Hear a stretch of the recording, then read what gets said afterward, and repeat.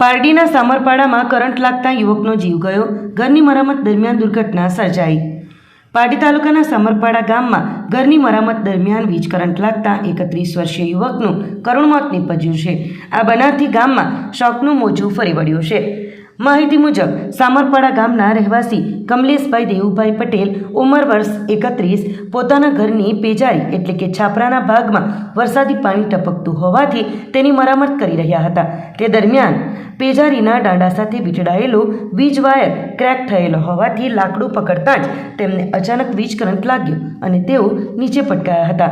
બનાવ સમયે તેમની પત્ની દીક્ષિતાબેને બૂમાબૂમ કરતા પરિવારજનો અને આસપાસના લોકો દોડી આવ્યા હતા. તાત્કાલિક 108 એમ્બ્યુલન્સ મારફતે નાના પોંઢા CHC હોસ્પિટલ ખાતે તેમને ખસેડવામાં આવ્યા હતા, જ્યાં ફરજ પરના તબીબે તપાસ બાદ તેમને મૃત જાહેર કર્યા હતા. મૃતકના પિતરાઈભાઈ કલ્પેશભાઈ મોહનભાઈ પટેલે પારડી પોલીસને જાણ કરતા પોલીસે અકસ્માત મોતની નોંધ કરી આગળની કાર્યવાહી હાથ ધરી છે. પ્રાથમિક તપાસમાં વીજ કરંટ લાગવાથી મોત થયાનું સામે આવ્યું છે.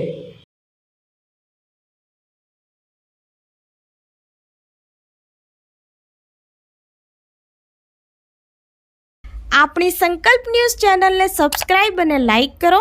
બેલ આઇકન દબાવો જેથી આવનાર ન્યૂઝ અપડેટ્સની નોટિફિકેશન આપના મોબાઈલ પર સૌથી પહેલા પહોંચે.